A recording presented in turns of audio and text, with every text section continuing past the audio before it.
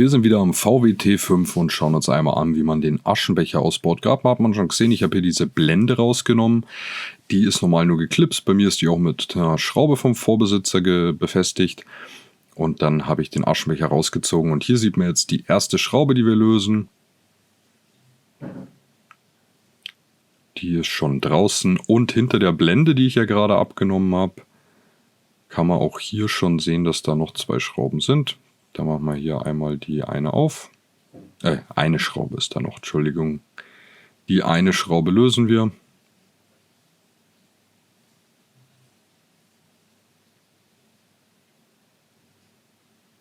Und dann müssen wir hier auf der Fahrerseite die Verkleidung abnehmen. Die ist nur geklipst. Ich fange immer da unten im Eck an, dann einmal mit bisschen Gewalt und dann nochmal hier mit Gewalt. Dann löst sie sich auch am Tacho.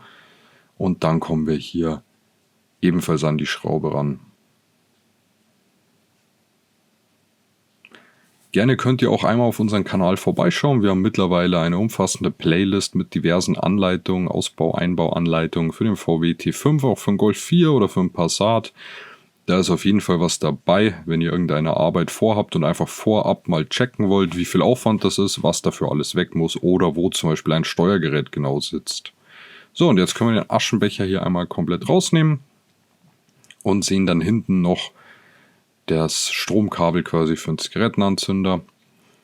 Und hier haben wir so eine Plastiknase, die muss man einfach runterdrücken und am besten mit beiden Händen, denn man sieht, mit einer Hand klappt das einfach nicht. Ich schwenke hier einmal um, nehme jetzt beide Hände und dann kann man entriegeln und die beiden Steckerhälften auseinanderziehen. Und der Aschenbecher ist draußen. So, ich schaue jetzt nochmal kurz. Die Teilenummer kann man leider nicht wirklich gut erkennen. Aber so sieht dann diese komplette Einheit Getränkehalter und Aschenbecher in einem aus.